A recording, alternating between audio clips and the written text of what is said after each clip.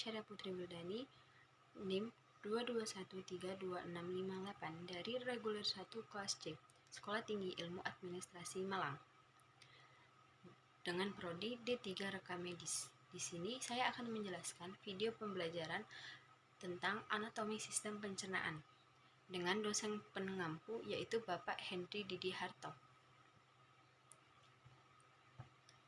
Kita mulai saja. Sistem pencernaan atau sistem gastrointestinal terdiri dari beberapa organ pencernaan. Alat pencernaan manusia dibagi menjadi dua kelompok utama, yaitu organ dalam saluran pencernaan dan organ pencernaan pelengkap. Saluran pencernaan manusia atau disebut juga dengan saluran gastrointestinal merupakan saluran yang memanjang dari mulut hingga ke anus. Saluran ini berfungsi untuk mencerna, memecah, dan menyerap zat gizi makanan yang kemudian dialirkan melalui peredaran darah. Organ-organ saluran pencernaan meliputi mulut, esofagus atau kerongkongan, lambung, usus halus, usus besar, rektum, dan anus. Sementara itu, organ-organ pencernaan pelengkap adalah mulut, kantung empedu, kelenjar air liur, hati, dan pankreas. Pencernaan di dalam tubuh kita sangat penting karena tubuh membutuhkan zat gizi dari makanan serta cairan dari minuman untuk tetap berfungsi dengan normal. Zat gizi dari makanan diperlukan untuk pembentukan energi, pertumbuhan, dan perbaikan jaringan. Nah, kali ini kita akan mengupas sistem pencernaan manusia mulai dari pengertian hingga fungsi tiap-tiap organ. Proses pencernaan manusia. Secara umum, proses pencernaan terdiri atas dua jenis, yaitu proses pencernaan mekanis dan kimiawi. Yang pertama, proses pencernaan mekanis merupakan proses pencernaan makanan yang dilakukan dengan gerakan-gerakan seperti mengunyah, menelan, memompa, menghancurkan, dan meremas makanan. Pencernaan mekanis bertujuan untuk mengubah ukuran makanan menjadi lebih kecil. Yang kedua, proses pencernaan kimiawi adalah proses pencernaan makanan yang melibatkan enzim. Pencernaan kimiawi ini bertujuan untuk mengubah partikel makanan yang kecil menjadi bentuk yang siap diserap oleh tubuh. Organ-organ pencernaan manusia, yaitu yang pertama, mulut. Proses pencernaan dimulai di dalam mulut, yaitu tempat terjadinya pencernaan mekanis dan kimiawi. Mulut berfungsi untuk mengunyah makanan menjadi lebih halus agar mudah dicerna. Di dalam mulut terjadi pencernaan secara mekanis oleh gigi dan kimiawi oleh enzim amilase. Gigi memotong makanan menjadi potongan-potongan kecil. Potongan kecil makanan lalu dibasahi oleh air liur sebelum lidah dan otot-otot lain mendorong makanan ke dalam faring dan melanjutkannya ke dalam kerongkongan atau esofagus. Dan di bagian luar lidah ini terdiri dari papila, yakni tonjolan-tonjolan yang berfungsi mencekram makanan dan mengenali rasa. Sementara itu, air liur berperan penting untuk memecah makanan, melembabkannya, dan membuat makanan lebih mudah untuk ditelan. Gerakan lidah dan mulut mendorong makanan ke bagian belakang tenggorokan.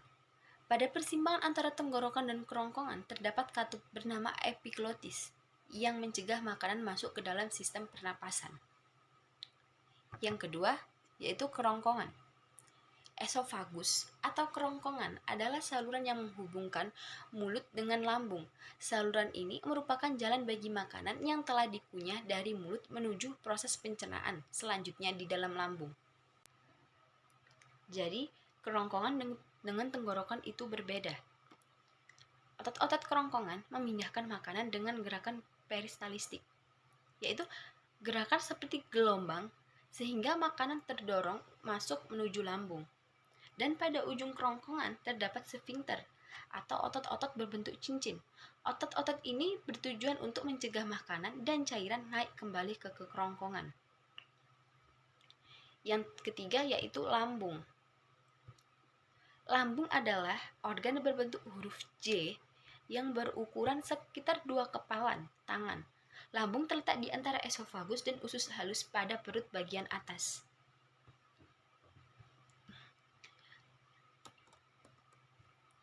Lambung memiliki 3 fungsi utama dalam sistem pencernaan manusia, yaitu menyimpan makanan dan cairan yang tertelan, mencampur makanan dan cairan pencernaan yang diproduksinya, serta perlahan-lahan mengosongkan isinya ke dalam usus kecil.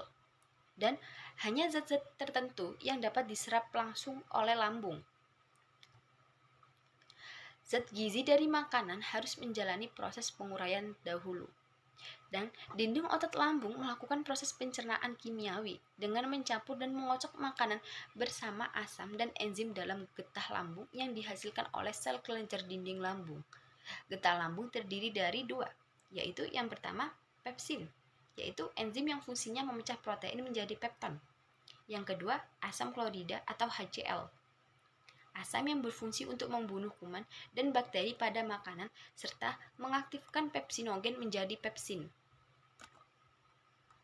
Makanan diolah menjadi bagian-bagian kecil dalam bentuk setengah padat yang disebut kim. Setelah proses pencernaan selesai, kim akan dilepaskan sedikit demi sedikit melalui otot-otot berbentuk cincin yang disebut sphincter pylorus. Sphincter pylorus terletak pada perbatasan antara lambung bawah dan bagian pertama usus halus yang disebut duodenum atau usus 12 jari. Yang keempat, hati, pankreas, dan empedu. Hati adalah organ pelengkap dalam sistem pencernaan karena akan membentuk cairan empedu yang diperlukan dalam proses pencernaan lemak. Empedu tersebut lalu akan ditampung di kantong empedu sebelum digunakan di usus halus. Pankreas berfungsi untuk memproduksi enzim pencernaan guna mencerna karbohidrat, protein, dan lemak di usus halus. Yang terakhir, empedu. Kantong empedu berfungsi untuk menyalurkan empedu ke usus halus. Yang kelima, usus halus. Usus halus adalah saluran kecil selebar 2,5 cm dengan panjang sekitar 10 meter. Usus halus terdiri dari 3 bagian, yaitu duodenum atau usus 12 jari, jejunum atau usus kosong, dan ileum, yaitu usus penyerapan. Duodenum atau usus 12 jari berfungsi sebagai tempat pencernaan makanan secara kimiawi. Dinding bagian dalam usus halus penuh dengan tonjolan dan lipatan. Fungsi lipatan usus halus ini adalah untuk memaksimalkan pencernaan makanan dan penyerapan zat gizi. Berikut proses yang terjadi pada usus dalam sistem pencernaan manusia. Yang pertama yaitu proses penguraian makanan menjadi bentuk yang lebih kecil telah selesai di sini. Lalu kelenjar pada dinding usus mengeluarkan enzim yang memecah pati dan gula. Lalu pankreas mengeluarkan enzim ke dalam usus kecil yang membantu memecah karbohidrat, lemak, dan protein. Hati menghasilkan empedu yang disimpan di kantung empedu. Empedu membantu melarutkan lemak sehingga dapat diserap oleh tubuh. Kemudian, usus halus menyerap nutrisi dari proses pencernaan. Dinding bagian dalam dari usus kecil ditutupi oleh tonjolan yang disebut villi. Tonjolan-tonjolan ini meningkatkan luas permukaan usus halus secara besar-besaran sehingga penyerapan zat gizi lebih maksimal. 6. Usus besar. Usus besar membentuk huruf U terbalik di sekitar usus halus yang berlipat-lipat. Saluran ini dimulai dari sisi kanan bawah tubuh dan berakhir di sisi kiri bawah. Panjang usus besar sekitar 5-6 meter dan terdiri dari 3 bagian, yaitu cecum, kolon, dan rektum. Fungsi utama usus besar yaitu membuang air dan mineral elektrolit dari ampas makanan yang tidak tercerna, lalu membentuk limbah padat yang dapat dikeluarkan. Cecum adalah kantong pada bagian awal usus besar.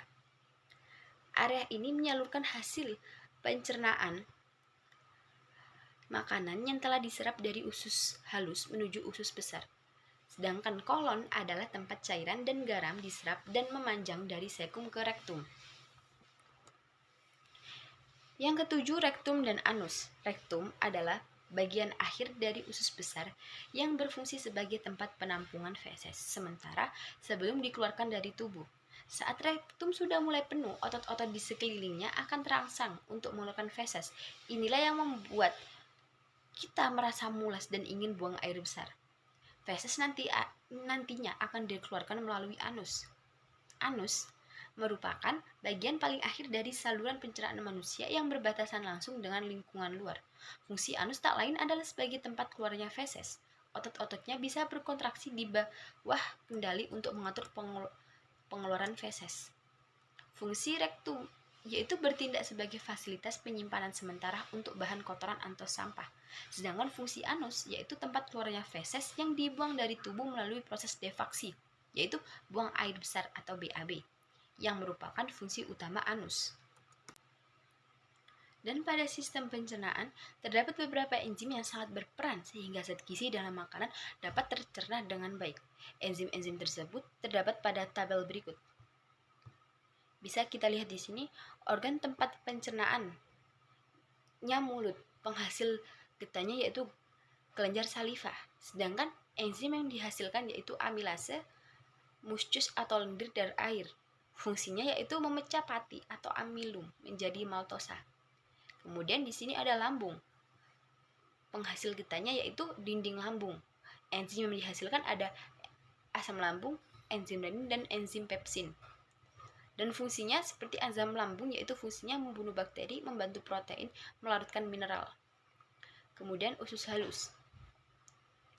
Di sini usus halus penghasil getahnya yaitu ada pankreas, dinding usus halus, dan enzim yang dihasilkan ini ada banyak, yaitu ada enzim karbohidrat pankreas, enzim lipase, enzim tripsin, dan lain-lain. Dan sesuai fungsinya masing-masing. Kemudian, contoh gangguan sistem pencernaan. Gangguan sistem pencernaan bisa disebabkan oleh berbagai hal seperti bakteri pada makanan, stres, dan infeksi. Macam-macam gangguan sistem pencernaan contohnya sariawan, yaitu disebabkan oleh luka tergigit atau kekurangan vitamin C dan lain-lain. Kemudian ada gastritis, yaitu iritasi pada lapisan mukosa lambung. Ada konstipasi atau sembelit, yaitu kesulitan dalam proses defekasi atau buang air besar karena feses menjadi keras dan kering. Dan ada juga diare, appendicitis, peritonitis, sirosis hati, dan hermois atau wasir, yaitu pembengkakan pada vena di daerah anus. Dan lain-lain dan banyak contohnya. Oke, sekian dari saya video pembelajaran sistem pencernaan. Apabila ada salah kata atau kekurangannya, saya mohon maaf yang sebesar-besarnya.